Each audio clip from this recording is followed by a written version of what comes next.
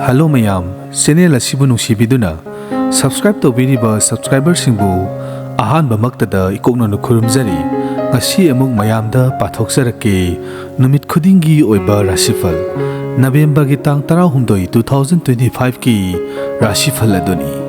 subscriber singna sayol gi oiba hantak ki sayol gi oiba rashifal tabininglasu makhada description da link hapjaramgi link asida sangaga tabiyu channel asibu subscribe tawbiramba amadi video asibu like nambiramba kawbiganu ahanbagi rashi asina mes rasi sel thadaba lalol etik tawbada mai paktaba piri tang sikpagi anaba lai brisa rasi singi oina panduna lairamba thabaksing loisinba ngamgani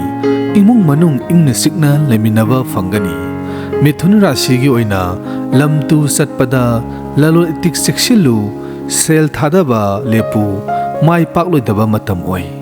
karkat rasi singi oina marup mapang singi mateng lanthum phangani haksang di kaya nungai roi sing rasi singi oina yengsinba yambana seksin jaba yamna phai miwa ta danaba seksinna hai singna chatlu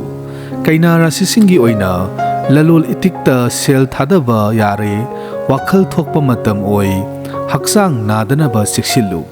mayamda aina pathokjariba rashifal asi November gi tang 16 gi numit khudingi oiba rashifal aduni hantakki sayol gi rashifal tabininglasu makhada link hapsaramgi mathangi rashi asina tula rashi akiba yaudana warep laujaba yari mingonda nolukna satpadi kawanu brisal rashi gi oina pukning wakhal nungaiba matamni lalol etik tawbada kanagani haksangi seksilu tanu rasi singi oina ana ayek loinaba tawruba thabakta mai paktaba piri haksang nadanaba seksilu makar rasi singi oina yenaba thabak amatta makha sathaganu mingsat mayeng tai haibalai sel thadaba lepu kumbha rasi singi oina marup mapang sagaina taiga muknaba thokani kok sagani ingthana thabak taw marup mapang loinaba hayo